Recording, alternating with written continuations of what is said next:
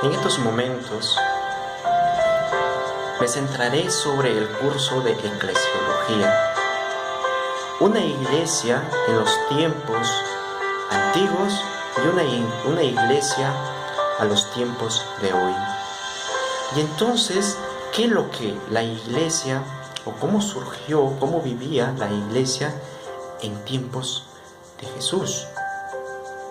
Y entonces encontramos las raíces que el mismo Cristo las funda, que el mismo Cristo enseña, y enseña a sus apóstoles, diciéndoles: vayan y extiendan mi palabra a todo el mundo, y enseñen a las diferentes comunidades el amor de Dios, el amor al prójimo y el amor hacia los demás. Dentro de esto se enseñará los diversos carismas que son dados por el Espíritu Santo.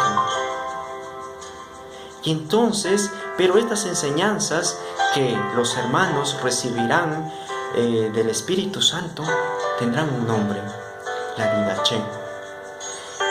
La didaché tenía la finalidad de profundizar más en la doctrina de esa esperanza y de esa fe. Pero también surgía esta palabra, la koinonía, que consistía en la participación del Padre, del Hijo y del Espíritu Santo, o sea, la Trinidad.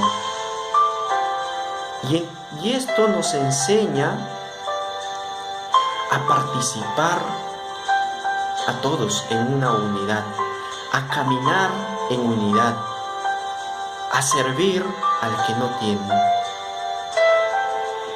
Ya en el Evangelio de Mateo, en el capítulo 28, versículos hacia adelante, nos dice: vayan por todo el mundo y hagan que sean mis discípulos y enséñenles a todos lo que yo les he encomendado a ustedes. Y no tengan miedo, porque yo estoy con ustedes hasta el fin de la historia. Entonces son palabras que Cristo nos enseña en este capítulo.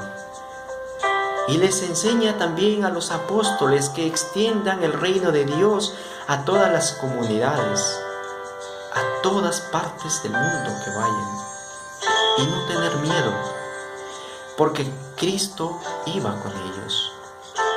Y desde este punto, o desde este punto, la iglesia tiene una misión, y una misión universal en todo el mundo.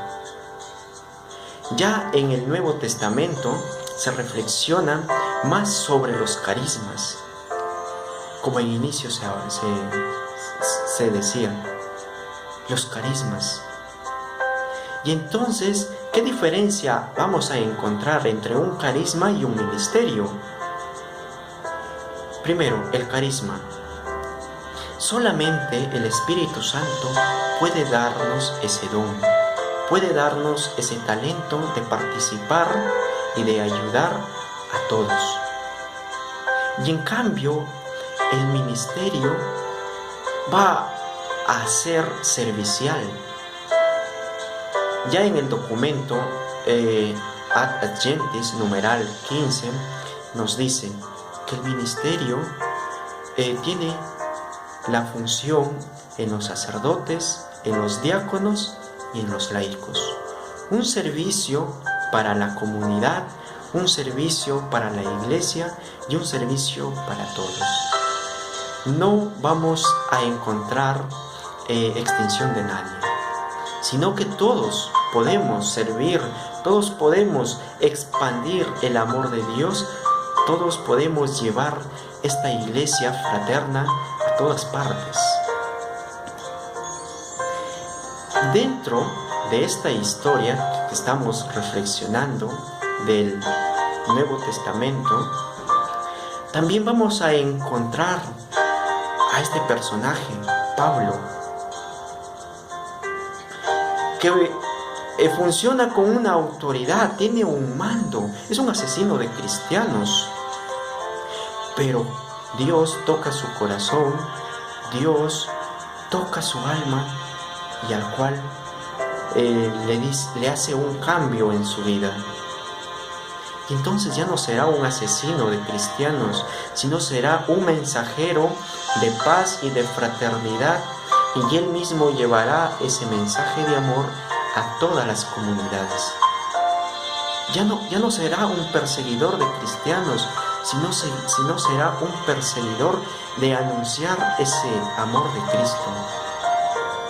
Dentro de este contexto, también vamos a encontrar a este personaje Bernabé, con muchos poderes, muchos bienes, pero él hace esta opción por seguir el amor de Cristo. Vende todas sus cosas, vende todo lo que tiene, sus chacras, y lo pone a disposición de los más necesitados, de las comunidades, del que padecía hambre y del que no tenía nada en esos entonces, y se hace un servidor de Cristo. Pero estas comunidades poco a poco fueron perseguidas, cristianos que fueron martirizados por anunciar la buena noticia de Cristo, por anunciar el buen consejo que Jesús mismo enseñó. Entonces hubo estos problemas dentro de estas comunidades. Pero esto pasó poco a poco en la historia de la iglesia, y al cual uno de los cambios que venimos viendo y que se ve fue que la iglesia acepta la religión cristiana dentro del Imperio Romano como oficial. Ya en el siglo IV y V era una manera de gobernar, una manera de dirigirse, era por sínodos y también por concilios que se hacían en las diferentes comunidades. Ya para el siglo XVI surgen 4 personajes de suma importancia, cuatro doctores de la iglesia. Al oeste estaban San Ambrosio y San Agustín, al este estaban San Atanasio y San Juan Crisóstomo, al cual se profundizará más sobre San Agustín.